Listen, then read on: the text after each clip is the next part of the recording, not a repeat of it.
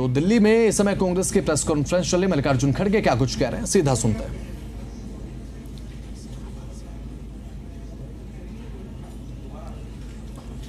करके इमरजेंसी को हमने खत्म किया और उसके बारे में वो चाहते हैं कि सारे स्टेट में वो मनाया जाए और ये जो संविधान का खातिला हुआ है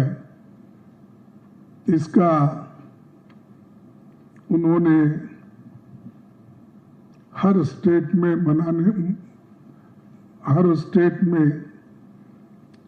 ये प्रचार करने के लिए आज वो हर जगह अपने जो एक लेटर लिखकर, यानी सरकार ने लेटर लिखी और उसमें बहुत कुछ बातें कही है, आप सबको मालूम है, फिर मैं वो दोहराता नहीं,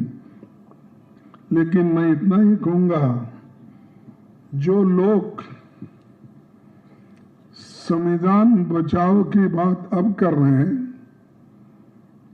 इमरजेंसी 50 साल होने के बाद इमरजेंसी का फिर से वो बार बार दोहरा रहे हैं,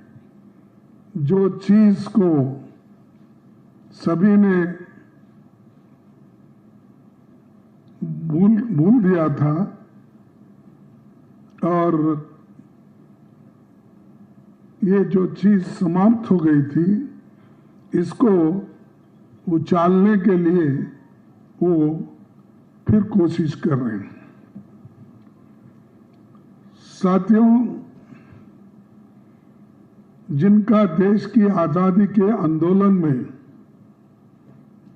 कोई योगदान नहीं रहा और जिनका संविधान निर्माण में कोई योगदान नहीं रहा, उनके कोई लोग इस संविधान को बनाने में कोऑपरेट नहीं किए, तो हमेशा संविधान के खिलाफ बात करते गए और जो संविधान बाबा साहब अम्बेडकर, पंडित जवाहरलाल नेहरू जी और सभी ने, कांग्रेस के नेताओं ने कॉन्स्टिट्यूएंट असेंबली में बहुत दिन तक बहस करके एक संविधान तैयार किया था, उस संविधान को भी उन्होंने रामलीला मैदान में जलाया और उन्होंने जहां तक कि नहीं, बाबा साहब अम्बेडकर का पुतला, नेहरू जी का और गांधी जी का फोटो उन्होंने जलाई और वो ये चाहते थे कि जो संविधान बाबा साहब अम्बेडकर इन्होंने बनाया है, उसमें हमारा पारंपरिक जो संस्कृति है उसके अंश इसमें कुछ भी नहीं है, चाहे वो अपने मनुस्मृति के तत्व हो या वो जो खास करके